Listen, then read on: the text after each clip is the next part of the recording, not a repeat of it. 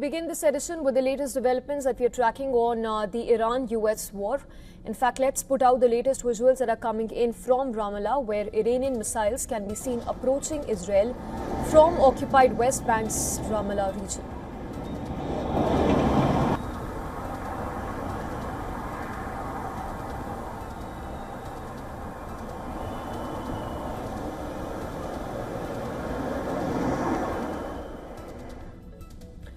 Iranian missiles have successfully pierced through Israel's air defense systems and hit the ground in Jerusalem area. Medical teams have already reached the site. Several injuries have been reported, but there is no confirmation as of now on the number of casualties. In another missile that hit triggered fire near Tel Aviv, with firefighters who are still putting off the fire at the site. There are so far no reports on the number of injuries or deaths on this particular location.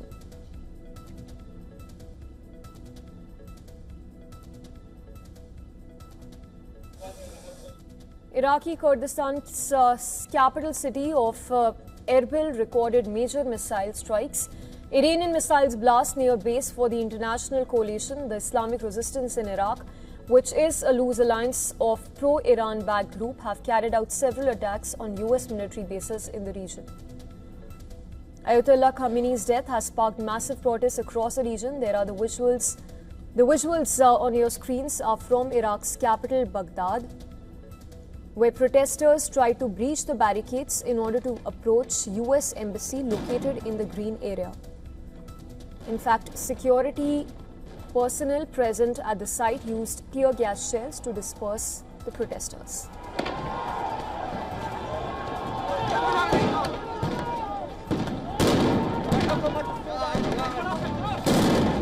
In another development, Iranian media is reporting that country's temporary leadership council is holding second meet after death of Supreme Leader Ayatollah Khamenei. The council consists of three topmost figures of Islamic Republic's power structure: Iran's interim supreme leader Ali Reza Arafi, President Pezeshkian, and Chief Justice Ghazala Hossein Mohseni. Also, US Central Command has released fresh footage of attacks on Iran. The footage shows US destroyers launching guided missiles, which shows missiles making impact on undisclosed location. The post on social media platform claims that the IRGC no longer has a headquarters.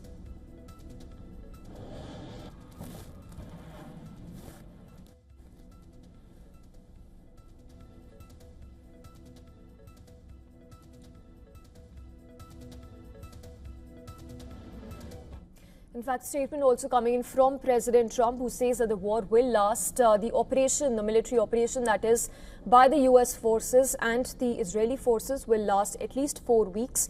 Let's also go across to geopolitical expert Piotr Kurzin, who is a geopolitical and international policy professor. He's joining us live from Italy. Appreciate you joining us on the broadcast, sir.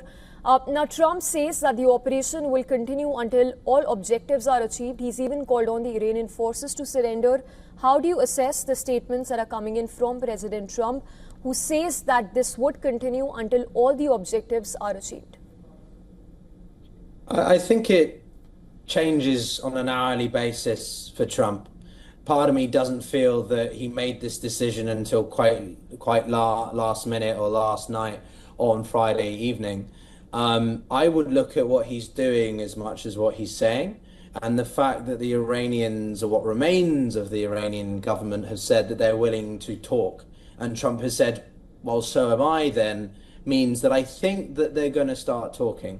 Does that mean suddenly that the military operations end? No, both can happen at the same time. So I think Trump is giving a vague time horizon, in the sense that he said this could go on for weeks, but it's not like 4 weeks or 5 weeks.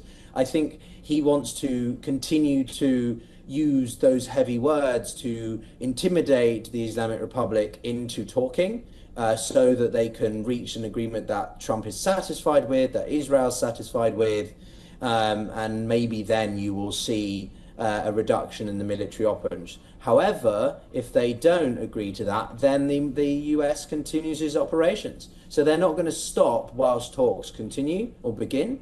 But if they do, then they can begin to sort of reduce things, because it's obviously very costly and complicated to stop military operations of this scale. Yes, and that brings us to the point that what is going to be the end game of this if the negotiations do not lead to any significant breakthrough. But talking about the statement that has just come in from the UK Prime Minister Keir Starmer, who says that he had also given the US the permission to use British bases for defensive strikes, which comes after German officials also warned of possible Iranian retaliation in Europe. In fact, it even fears that Iran could very much activate its sleeper cells across Europe. How do you view the statement coming in from Keir Starmer and also the German officials fearing that the sleeper cells of Iran could get activated in Europe? Well, I think it's important to premise that Germany, France, and England or the UK are the primary countries in this, because they make up what's known as the E3. So when the Iranians were negotiating the Iran deal, or JCPOA as it's officially known, those three countries were part of that process. Now, a lot of people look at Europe and think it's irrelevant, and in many ways it is. America will continue to operate regardless of what the British or Germans or French say or do. But I think it's important to take note of what you mentioned about Germany. Germany is obviously very fearful. It has a large migration population, immigrant population from the events of Syria, open door policy over the past 10 years. So that's certainly something to keep in mind. When it comes to the British, though, I think that this is a change in policy in the past 12 hours, let alone 24. Because in the morning, around 11, 12 a.m., in the UK, we had strikes on Cyprus where British bases are. And so I think because of these continued pressures and threats, the British is having to reconsider its own interests, and therefore it's more willing to allow the Americans to make use of its naval, of its bases and strategical locations. So I think, and I would watch for the British and the French especially to maybe start getting more involved in a defensive capacity. Yes, and also the US has confirmed the use of B-2 bombers in the ongoing operation. US CENTCOM even says that it struck Iran's hardened ballistic missile facilities. Your assessment of the kind of damage that's been done by the US forces, because the CENTCOM earlier also mentioned that it destroyed the IRGC headquarters. I think, the Trump administration likes to use big numbers to demonstrate the military capabilities and prowess, right? 1,000 bombs dropped is a lot of bombs, but ultimately it's more about the impact that they have. So if you drop 3 bombs and it kills the intended targets, then, that's a job well done. In this case, though, I think it shows just how the scale that the Americans are doing compared to 7-8 months ago. If people remember Operation Midnight Hammer, when they targeted Isfahan and other major facilities, right, nuclear facilities. So this is a big scale operation. It is hour zero. It is the day that the Islamic Republic, that Israel, and to a large extent America have been thinking about for many a year, even decades. So it's no surprise that they're going to be using all these weapons and munitions. But the last point I would simply say is, though, that you can eradicate 40, 50, 60% personnel of the IRGC, of the regime, but that does not mean that you kill the idea or the system in place. It's pretty clear Khamenei had made contingency plans, and that there are still quite a few people in place who could still continue the Islamic Republic, unfortunately. So the bombs may still have to drop for a while to and the fact that Abbas Araghchi says that he remains defiant and says that it will be Iran that will decide when will the war end. But talking about the Strait of Hormuz, if the talks do happen between the US and Iranian officials, do you think Strait of Hormuz is something which could be used as a bargaining chip by the Iranian officials? Yes, I'm not an expert on maritime naval warfare, but what I would say is 25% of all energy and to an extent major commerce goes through that area. One of the biggest shipping companies already said it will halt its continued traversing of it. What's interesting is that the Iranians have said every shipping all shipping has to stop, apart from Russian and Chinese, which I find surprising because the Chinese and the Russians have not come to the aid of Tehran, yet Tehran remains loyal to them. So that's something to watch.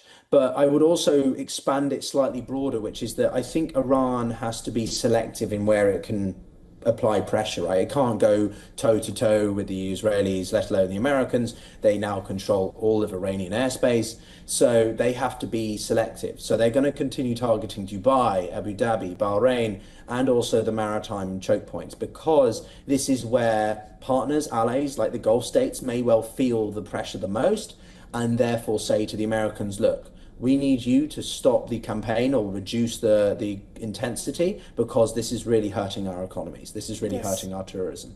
Yes, last question before we let you go. About the earlier point you mentioned, a security threat was reportedly declared at British bases in Cyprus shortly before midnight on Sunday. Do you think that could have possibly led to the change of policies, like you mentioned, with Starmer now announcing that it was willing to, that the country is willing to let US use its bases for defensive attacks? Largely speaking, I think the context is also important, which is that Keir Starmer is not a popular prime minister. He's considered pretty ineffective. I'm very critical of him for his lack of conviction or willingness to take decisions or make decisions. And initially, he rejected any use of America of British bases. But clearly, as Iran becomes desperate, because at the end of the day, this is about survival for the regime, they are desperate now. So they're going to start targeting everyone. And that includes Cyprus and even Oman. Oman, the country that's helped to mediate negotiations with America. So I think that is the critical thing that has changed, the calculus in Westminster, in London, and they have to change policy, because it looks terrible internationally for the British government, but also domestically. So Keir Starmer lost a major election a couple of days ago. He's facing a lot of pressure. He could be removed in the next few months. So he has to make decisions. And the last point I would make is that there was a major report that came out from the Telegraph a few hours ago saying that British troops had only been a few hundred meters away from missile strikes that had landed from Iran. So British personnel, troops are at risk, and the British government is not taking the necessary steps to deter or protect them. So I certainly think that's part of this decision, yes. Right. Mr. Piotr, appreciate you joining us on the broadcast, and point taken, of course, remains to be seen how the developments happen and how they pan out in the days to come. For now, we should focus to more breaking news that is just coming in. Thank you very much.